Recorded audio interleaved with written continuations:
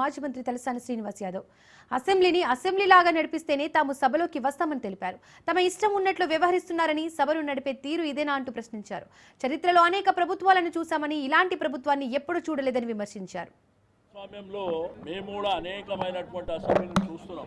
కానీ ప్రజాస్వామ్యంలో అసెంబ్లీలో శాసనసభలో అధికార పక్షానికి ఎంతైతే సాధదో ప్రతిపక్షాలకు కానివ్వండి అందులో సభ్యుడైన ప్రతి ఒక్కరు కూడా అంతే సమాన హక్కు ఉంటుంది. కానీ గడిచిన 2 సంవత్సరాల నుంచి ఈ శాసనసభ నడవడిక పద్ధతులు చూసే వాళ్ళు ప్రజలు కూడా అసహించుకునేటువంటి పరిస్థితి.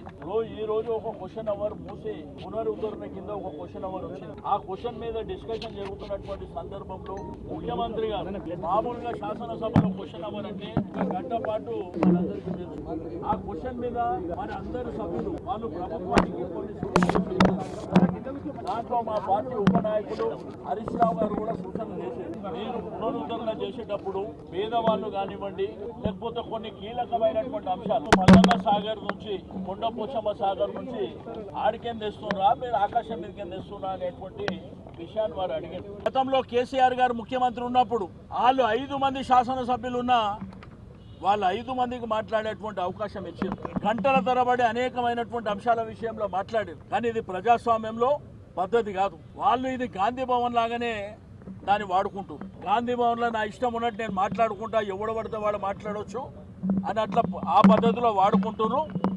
దీన్ని మేము తీవ్రంగా ఖండిస్తున్నాం. శాసనసభని శాసనసభగా మీరు అదే పద్ధతిలో శాసనసభ ప్రకారమే నడవనిస్తే మేము హౌజ్లోకి వస్తాం తప్ప మీ ఇష్టం ఉన్నట్టు గాంధీ భవన్ లాగా నడిపిస్తే మాత్రం వచ్చే ప్రసక్తే ఉండదు. అక్కడ అధికార పక్షం ఆన్సర్ కూడా ఏ విధంగా ఉంటుందని వెయిట్ చేస్తారు. అవన్నీ కాకుండా బుల్డోజ్ చేసి మా ఇష్టం ఉన్నట్టు మేము చేసుకుంటాం, మాకు మా ప్రభుత్వం ఉన్నది కాబట్టి చాలా మందిని చూసినాం.